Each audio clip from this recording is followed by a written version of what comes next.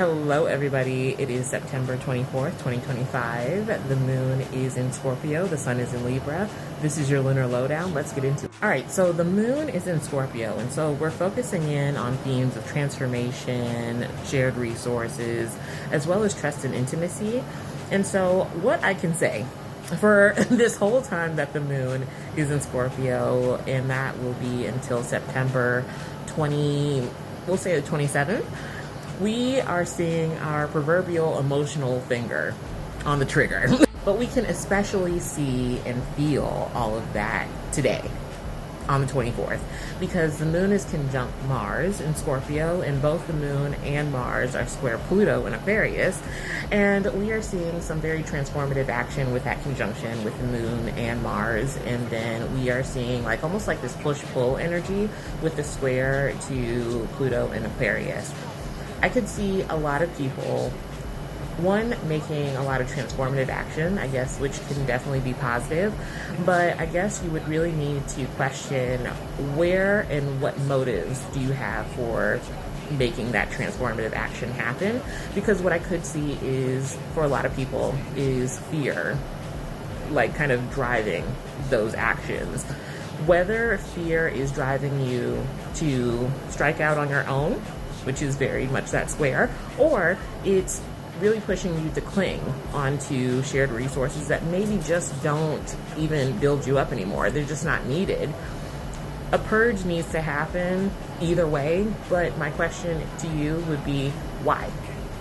That is the difference just between being reckless and being intentional about how this transformation happens, and whether it's going to be an easy road for you or hard. Because on Thursday, the 25th, I think is when we start to see all of those emotions from that separation or whatever choice was made and whatever action was made come up, because the moon is going to trine the north node in Pisces that day. And so with the north node, we want more of whatever. And so with the moon being involved, it's saying we want more change, we want more endings. we essentially subconsciously want time alone so that we can just cry silently, maybe in the shower. Either way, you're going to be showing those emotions to a select few people, or you're just going to just be doing it in private. Like I said, in the shower is the perfect place. We've got lots of water and emotions happening this day.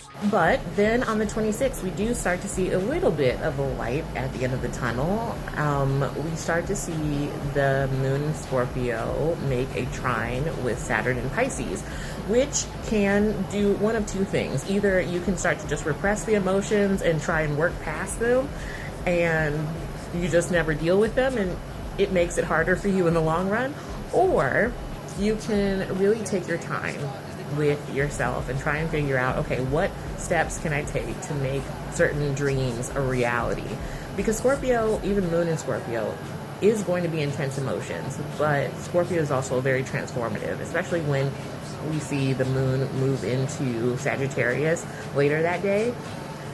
How you handle that energy is going to be the difference between like actually seeing the light at the end of the tunnel or feeling like you're running through mud of your emotions. Because also, once the moon moves into Sagittarius, we are starting to see either an expansion on those emotions you tried to bury, and so you can either deal with it now, or you can deal with it later. And that moon trine the north node, as well as Saturn in particular, is really asking you to create some sort of foundation. What is a good outlet for all of those feelings? And Saturn is going to be planning, it's going to be hard work, it's going to be reflection, it's going to be isolation. So what are you doing with all of that in that time space? Other than that, that is all I have for you. That is your lunar lowdown, and I will talk to you guys in the next one. Bye.